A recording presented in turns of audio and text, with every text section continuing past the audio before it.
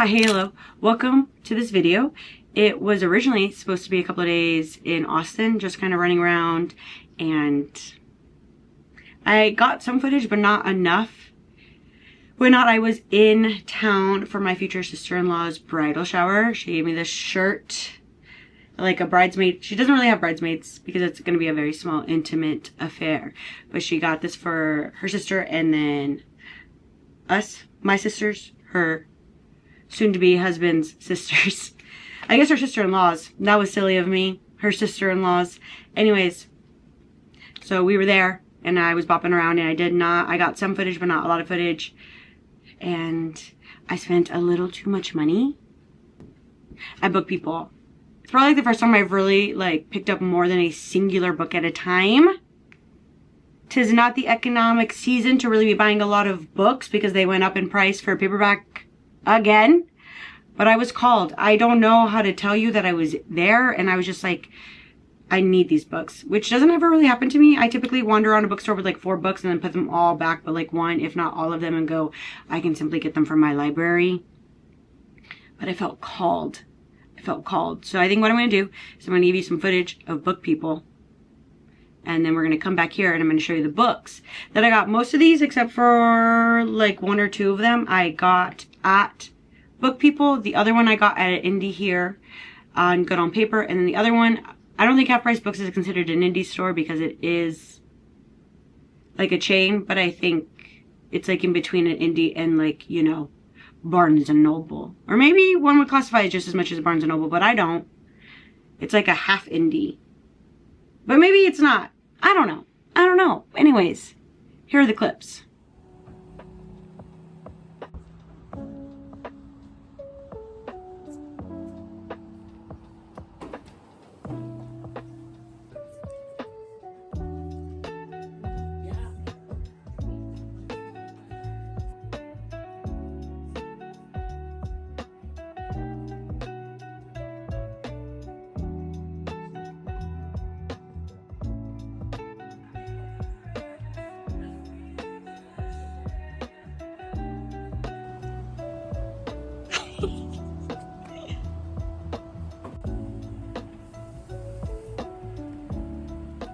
All right, welcome back. These are the books that I purchased at BookPeople. Okay, y'all. I'm slightly embarrassed because I do know my family watches this and I'm unemployed and you're like, how irresponsible of you to spend so much money on books. I know, but it came over me. I'm sorry. But these are the ones I got at BookPeople. I got Headshot, and I'm going to read you the back of these books. And again, I will give the disclaimer that I'm in fact dyslexic, which means I have a difficult time reading out loud, especially, and internally. So this is Headshot. I picked this one up because you were going to hear me also say, what? I don't say a lot about books in Lala, but yeah, if anyone influences me to pick up books that are outside of my general comfort zone, it's her. So Books and Lala also has read Headshot.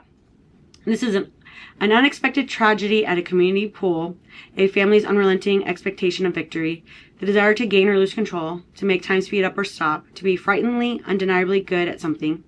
Each of the eight teenage girl boxers in this blistering debut novel has her own reasons for the sacrifices she has made to come to Reno, Nevada. Yes. To compete to be named the best in the country. Through a series of face-offs that are raw, ecstatic, and punctuated by flashes of humor and tenderness, prize-winning writer Rita Bullwinkle animates the competitors' past and future as they summon the emotions, imagination, and force of will to win. Phonetic, uprising, and strikingly original, Headshot is a portrait of desire, envy, perfectionism, madness, and sheer physical pleasure that motivates young women to fight, even and perhaps especially when no one else is watching. So that's Headshot. I saw it and I was like, why not? So we got it. This one I picked up because I didn't know this author. I'm Nina Kumar. Had another book coming out because I've read Flirting with Disaster. This takes place in Houston. And I read it because it takes place in Houston during a hurricane. So, and I read this book because she was speaking with Lila Sage at an event for the release of, what was her last one in that series? Wild and Wrangled? Yes. Yes? Yes. Anyways, she was there in like conversation with Lila Sage. So I was like, oh, I'll read one of her books. So I got like from the library. And then I should have just purchased it and had her like personalized it. Although this one is in fact signed by her. And yeah, I really liked it. And I kept meaning to pick it up. And so when I saw both of them together, I thought, why not? So I'll read you the back of Just a Highland Fling. Oh, I can't say these people's names. That's a Neeliu makes a last-minute decision to fly to Scotland for her estranged father's wedding with one goal: to get through it with as little conflict as possible. But when her tipsy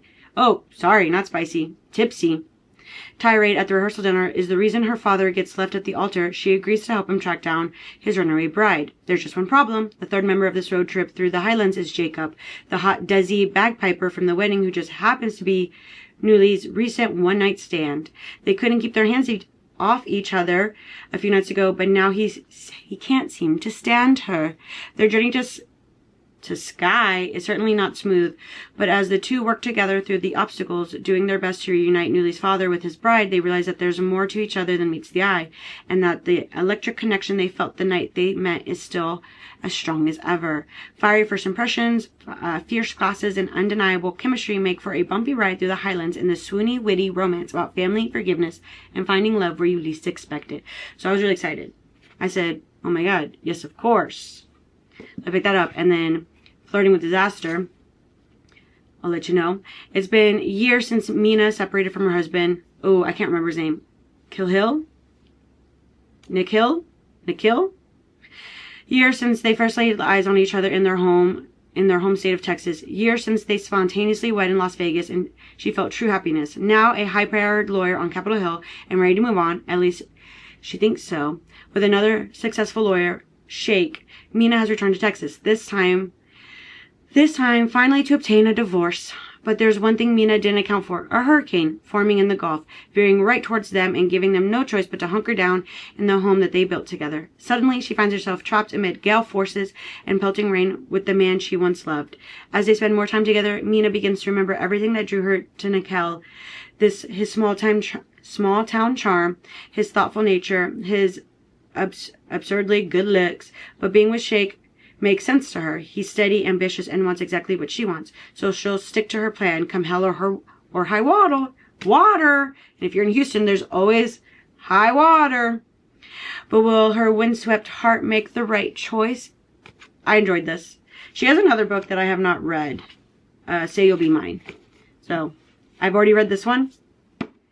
And this is the new one from her. And I got this because also I have a dream. People don't write about Houston very often, but I want to have a bookshelf filled with books that take place in Houston and or / written by people from Houston. That's the goal one day. Then we have Teddy Bears Never Die. I kept seeing this everywhere and I was like, what is this book? And it kept being in horror. It really threw me off because I was like, this one? A horror? What? So, because I was like, I believe this is translated, because it says, from an award-winning new star in Korean horror comes an unsettling tale of teddy bears and revenge. So, when a luxury high-rise in the fledgling coastal towns of Yamu,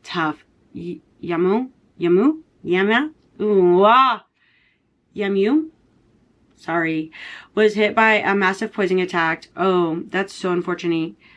Hayoung was one of many who lost family members, except she has never believed her mother was poisoned. Now fueled by grief and desire for revenge, Hayoung spends her time hustling to save every penny and bring those responsible to justice. Across town, Doa wakes up in a teddy bear and realizes something sinister has taken his body. When his fate brings Hayoung and Doa together, the two team up for a revenge quest that will shake this city's shiny facade to its rotten core. This time, revenge is not just personal, it's supernatural. So I thought, why not? Because it says it's a tale about also, where is it? No, it's this perfect mix of horror and heart by Kylie Lee Baker. I think it's, yeah, I don't know. I thought it was something too, because it, I think it's about friendship a lot too, and I love me a friendship book. The power of friendships unite. And I would say it is, in fact, says right there, it is a translated work. So, and I've been wanting to dabble in translated work. I have read 1 or 2 books that were translated, but I want to get into that. Also, I'm finding myself very much in my, like, Korean, Thai, Korean and Thai kind of like media consumption era. Because I've been really into like Thai dramas. And I'm like also watching Korean dramas. So why not? That's one for the books. Then another Books and Lala mention. She read Hot Girls with Balls. This one, oof, it's got a long one. 6 is 6'7". Scheming to rejoin the starting lineup and barely checks her phone. Green is 6'1".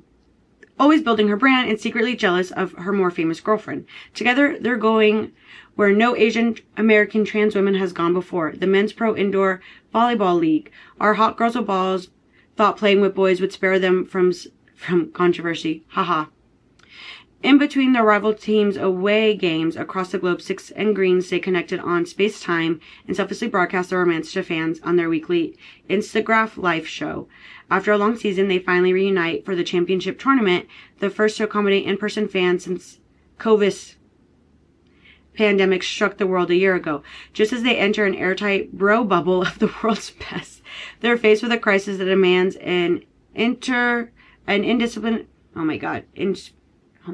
my dyslexia. Indisputably humiliating task. There we go. Make a public statement online. Can Green stock up enough clout for her post-ball future? Can 6 girl boss her team's seniority politics? Can they both take a time out to just grieve? Cheeky and provocative, Hot Girls with Balls is a funny and very sexy off-court romp, offering a fantastic takedown of capitalism, social media, and conservative politics. In this interplay between our heroines and a fan base desperate for the sweaty, spectacular force behind the girly little spike.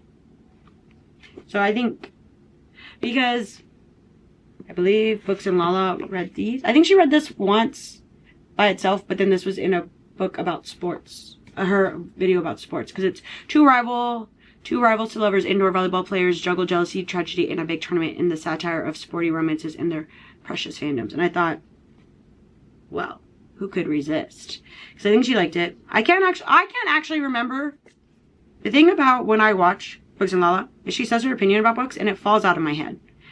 So all I remember is she says something about the book and I think, oh, interesting. And that's about it. So, and then I believe the last one I actually got a BookPeople is There's Something Fishy About My Boyfriend. I love mermaids. My favorite princesses are Ariel and Mulan, my favorite. But first and foremost, it was Ariel because I've always dreamed of having fire engine red hair. But I'm too chicken butt to dye my entire hair that color. Because a part of me is like the professionalism of it all. And it's like, and who cares? But I can't because I'm like, also the growing out, I don't have the money then to like blend my hair. You know what I mean, Jelly Bean? Anyways, back to the book. This one I feel like is probably, out of all of them, I think I'd probably like this one the least because I feel like it's probably going to be the most like cringe cheesy of them all. But also, he's a mermaid. So, does it matter? No. So, because it says Gin Tan Mermaid. Is this the Jersey Shore? After years of living on the, oh my god, shut the fuck up, the Jersey Shore. I kid you not, I did not know this was taking place in Jersey. Annabelle is sure of two things are true. The family B&B is her future. Men like Alexander, is that how you say that name? Alexander? Mysterious, charming, and unfreakingly, believingly gorgeous. Do not just wash up like some kind of sexy flotsam. But when Xavier appears mostly naked and half-conscious in the surf, Hannah does what any sane, kind-hearted woman would do. She hauls him into her bed. Her bed and breakfast, that is. It's only polite. But her one act of seaside charity goes sideways fast when her new topless guest starts fixing leaky faucets with a wink. Charming her with fishy dad jokes and casually revealing that, yeah, oh yeah, he's a freaking merman. Not only that, but he's the merman who rescued her a decade ago and then ghosted her like an enchanted Tinder date gone wrong. Rude. As Hannah reels from revelations and Xavier tries to stay 1 foot ahead of the secrets lurking beneath the tide, they'll need to figure out if their surfside chemistry is just a fling or the start of something truly fantastic. And this is why I think that out of all of them, I'll probably roll my eyes the most because this feels the most cheesy. But I could not pass up on the very colorful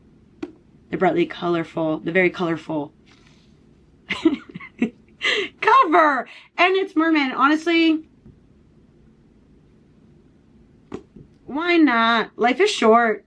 Can this Jersey Shore merman ever truly be a part of her world?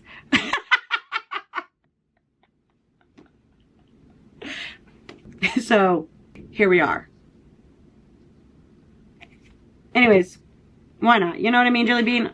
Also, this would be hilarious to read at the pool. Maybe I should just go to the pool before the heat dome hits, which I think I'm actually may not. Or maybe I'll just go because of the heat dome to the pool and read my mermaid romance. And then at a local indie here, I got the mashup on Good on Paper.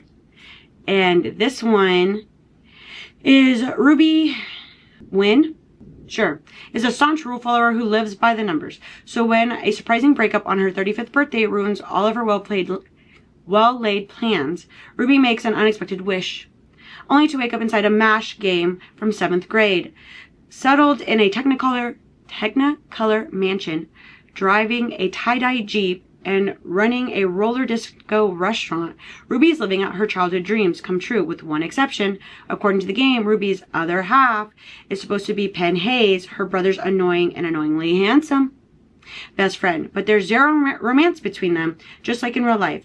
All they share is sarcasm. With no rules to follow and desperate to return to reality, Ruby makes her best guess at the escape plan. Win Penn's heart so that the game comes completely true and she can go home.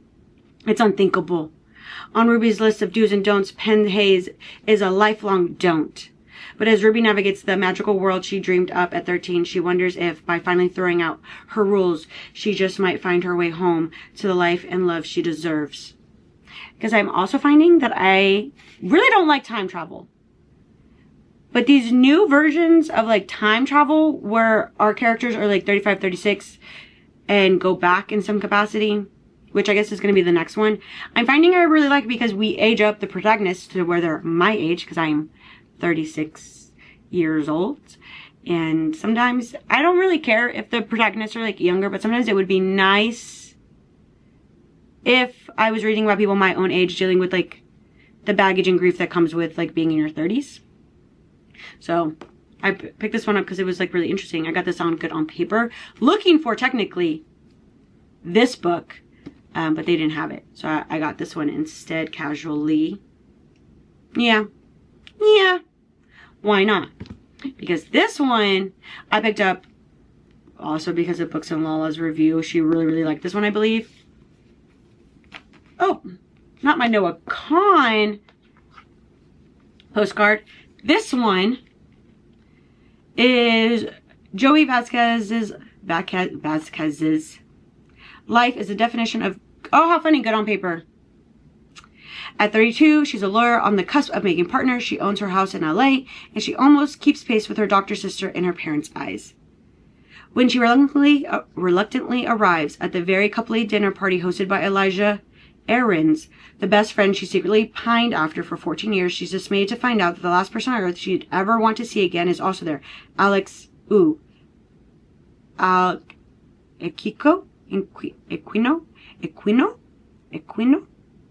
Your basic, rich, silicone beach bro asshole. The night couldn't possibly get worse, and then she dies. When Joey's given a second chance at life, she finds herself 18 again, the year she first met both Elijah and Alex. Armed with memories from her first life, Joey's certain she'll come back to finally convince the one man she's ever loved to love her back. So why does she find herself strangely drawn to the man she thought she hated? So I picked this one up because I think in Lala's review, she talks about how like she wouldn't make, because she goes back with all of her past life information, she doesn't make the same decision. So she's not taking the classes that would get her to law school, which would lead her to her like law career. And so I just found it really interesting because it's like, yeah, that's exactly what would essentially happen. Like if I went back to my past self, but I had all my current knowledge, I'd probably make different decisions. But if I made different decisions, it would lead me to take different courses. I would say to study something different. But I'm like, what would I have studied? Because I have a psych degree. And I'm like, maybe I would have done this. Like they didn't have like, now honestly, because of the DEI laws, they probably doesn't exist anymore. But I was like, I probably, if they had this thing called like a liberal studies degree, you could do 3 majors. And I probably would have done something to cultivate that. But then I'm just like, and what for? Because I studied psychology and I minored in world cultures and literature with an emphasis in like sexuality and gender. So in reality, I took all the classes that I ever wanted to because I was up here taking like Chinese calligraphy to fill like an elective requirement because I thought it'd be interesting. So I don't think I would change it. Yeah, and it's just like, this is where the cards fell. I think the only thing I would go back and tell myself is, girl, go to that tennis club and just play tennis. Just go play it. Because your older self is going to really, like, wish you could join the, like, tennis community. And you're just, you know, you should have just kept with it. But also, you know, like, I was a different person. You couldn't have convinced. Older me going back to have a conversation with younger me just wouldn't work. I saw a book at a store. I think I had to go somewhere. And I, like, picked it up. And it's another time travel book. She's in her 30s. She goes back to college. She makes a wish, something happens, whatever. But instead of like, she's now her 18-year-old self, she meets her 18-year-old self and like has to like work together with her. And I think it'd be a really interesting book. I would assume that the message would be about having grace and understanding for like the younger version of yourself and kind of like releasing the judgment and like the harsh like critic that we may all have for like different versions of ourselves. So, and then this one, I didn't get at an indie. I looked, the indies didn't have it, and the Barnes & Noble. So basically, I've got a book from Half Price, a book from Barnes, a book from an indie here, and a book from an indie in Austin. I just didn't get a book from an indie in Dallas, which we did go to Birds to get a Noah Kahn flavored coffee. It was called The Great Divide, and it was a like maple cold brew with some sort of cold foam. It was okay. I wouldn't recommend getting coffee at Birds. I would recommend experiencing that bookstore because it's gorgeous. But I got In What World? I've read this author's book, Anywhere You Go, because I really enjoyed it. Because it has 2 love interests and you follow them. Because they switch homes. So you follow the girly pop in the city and the person in the small town. And I really like that. I love having multiple couples to follow in a singular book. So I picked this one up because this one is as total opposites. Marlo and Priscilla hated each other in high school. Now 16 years later, Marlo is barely scraping by while Priscilla is wildly successful. The rivalry should have been long dead, yet both women remain connected through their mutual mentor, drama teacher Dallas. Their unending tension has nothing to do with the fact that they've kissed more than once. When Dallas goes missing, each woman believes she can figure out where he is, except this is no ordinary disappearance. Dallas has found a way to explore alternate versions of reality. While trying to follow him, Marlo and Priscilla find other versions of themselves. Instead, and surprisingly learn, not all of them are fueled by hate. In fact, some Marlos and Priscillas have very different, strong feelings for each other. The more Marlo and Priscilla are forced to rely on each other, the harder it becomes to ignore their simmering attraction. But with every alternate reality they search, they only get further from their real lives and responsibilities. Do they play it safe and hide behind their rivalry, or take a chance on each other that could permanently change the world as they know it? And so, again, that was cool because they're doing alternate universes. So, alright, well, I hope you guys enjoyed. And if you didn't, well, live your best life. And I'll catch you guys in the next one. Bye!